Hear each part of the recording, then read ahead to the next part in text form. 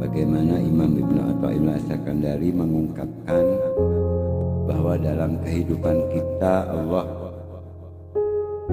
menjadikan al-bastuh dan al-qabduh, kesenangan dan kesempitan, kesenangan dan kesulitan, kebahagiaan dan kesedihan.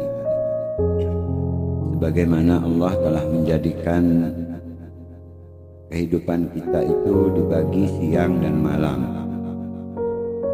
Siang diumpamakan dengan kebahagiaan, kecemburuan, sementara malam diumpamakan dengan kesulitan atau kesempitan.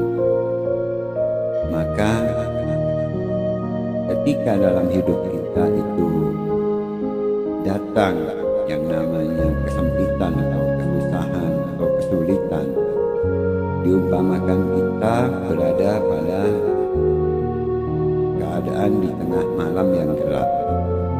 Apa yang harus dilakukan? Yang terbaik adalah diam. Jangan banyak gerak. Ketika kita berada dalam kegelapan malam, lebih baik diam.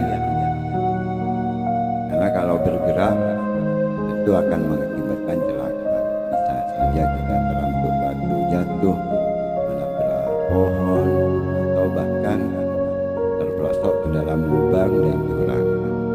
Nah, situasinya gelap. Artinya apa? Ketika kita sedih, ketika kita mendapat kesulitan, jangan terlalu banyak bergerak. Diam, sukun, tenang, kembalikan kepada Allah Subhanahu wa Ta'ala. Sadari bahwa keadaan sulit ini tidak akan selamanya. Suatu saat mungkin bulan akan muncul walaupun tidak terang benderang, tapi cukuplah untuk menghibur dan menerangi kegelapan yang menyelimuti kita.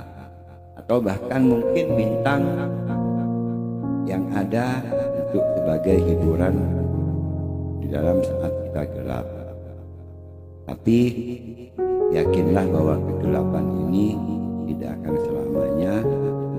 Nanti pada waktunya akan muncul matahari yang akan menerangi alam kehidupan kita.